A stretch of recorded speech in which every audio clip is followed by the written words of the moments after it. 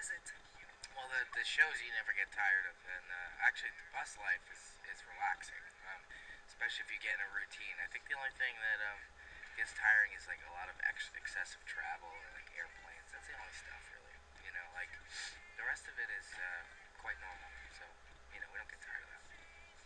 Your schedule is really hectic. Do you even know where you play? Yeah. These days we keep very much on top of where we are every single day, and we also plan ahead sometimes if we're somewhere very interesting. We can maybe go see some stuff. In June, you will play for the first time in Prague, in Czech Republic, and I wanted to ask if you can reveal at least a little bit what your Czech fans can be looking forward to, what it will be like. Well, let's see. First of all, when I found out we were going to Prague, Prague is a place that I've always wanted to go to, so I'm very excited about that. I think what they can expect is just to see a show that's very honest, very pure. We're gonna play as many songs as we can.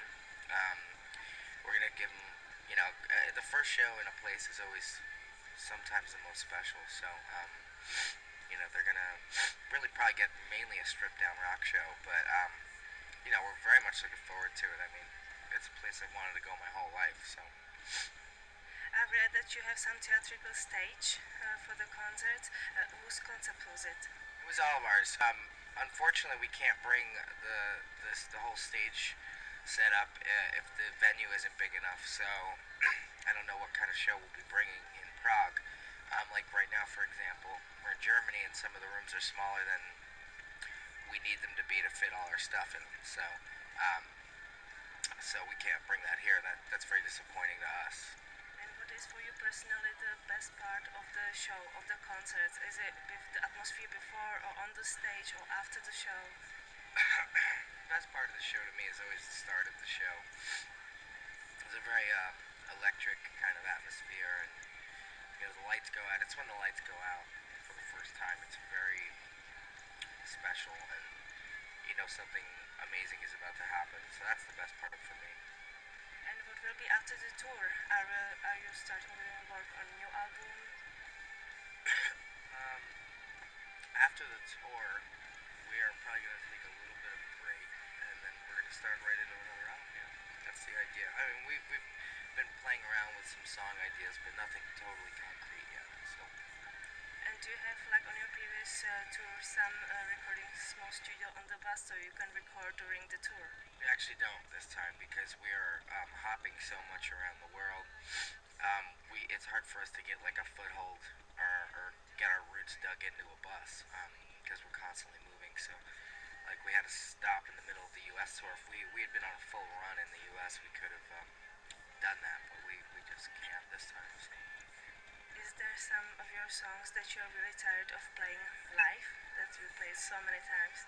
No, actually, a lot of the songs we play are songs that we've been playing over the years instead of playing other songs that we never play.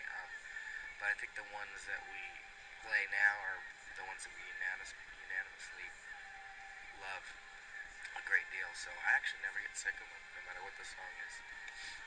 Because we're devoted fans right from the beginning when you formed the band. Do you remember the first feeling? Because I remember that you said that at the first gig, after the first song, you knew that you had fans on your side. Do you remember the feeling? Yeah, I do. I remember that first show, and it was interesting because the people that appreciated us at that show weren't fans yet. They were just people responding to something they just heard the first time. And to get that huge of a response by people literally just hearing you for the first time, there was no demos out yet. There was nothing. There was no MP3s yet. It was just this was it. This is all you were going to hear.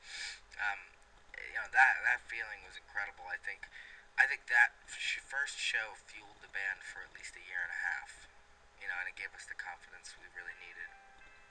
And why do you think that people got related to you so much?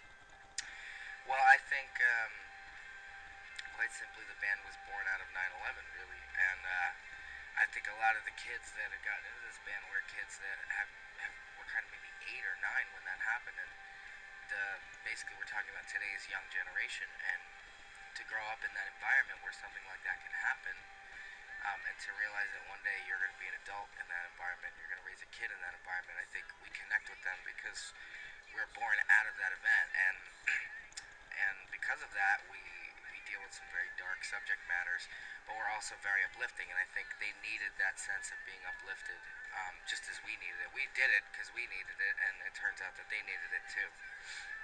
You were among the first band who were very active on MySpace.com. Do you know how many MySpace friends do you have now?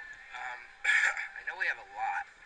I think by the time MySpace had, uh, by the time we had a MySpace page, I think it was built for us, because we were actually using the internet before MySpace. We were using it on websites like pt.1, um, and things like that. Very, places where you could just kind of put your music up, and they weren't really communities. And then MySpace came along, and they improved upon that idea and made it a community. But by then, we had already far removed ourselves from the internet, so it was really built for us. And do you contact with people through MySpace, or do you check your MySpace friends? We don't um, delve into the internet. It's just a weird place, and it's just one of those things that I'd rather meet a kid at a show than go on MySpace. And how do you perceive new fans? Because the grassroots fans don't like the newcomers because they call them. They don't, but I think our grassroots fans appreciate the newcomers because that's part of the point. I mean, this band is very much opposed to exclusion, and the whole purpose of the band is so you can go somewhere and not have to worry about credibility or feeling cool or how long you've liked the band. If you like the band, it's enough for you to come and see the show. You don't have to prove anything to anybody out there, you know. And the only time we ever get frustrated is when we see people at our shows treating younger kids or kids that maybe not were not there as long as them poorly, um, because that was the whole point, is to not treat these people poorly. They're allowed to come in no matter how new you are, no matter how green you are, even if you only have one record, or even if you downloaded the records off the internet and you don't even actually own them. And you want to come to the show, you're welcome to the show. So. And how does it feel to be trendy band? Even if it wasn't intention, now it's in to listen to My Chemical Romance.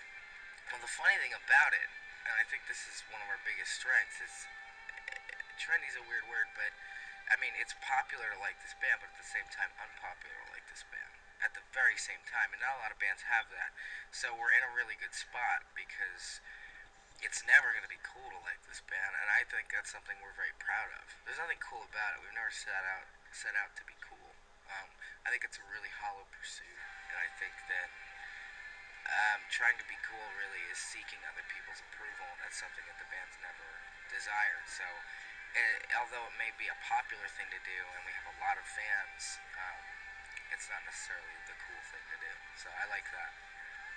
And on your mobile, do you have as a ringtone your own music, or what songs do you have as ringtone on your mobile? I actually never use ringers. Period. I put it on vibrate because ringers are just like, I don't need that going off. And how often do you have to change the number? Do people get your private number? I've changed my number a bunch of times. Yeah, it happens, and it happens simply because you give it to people with the best intentions, and then it just it's very easy for that to get out. So you have to be really careful about what you do with your email and what you do with your number.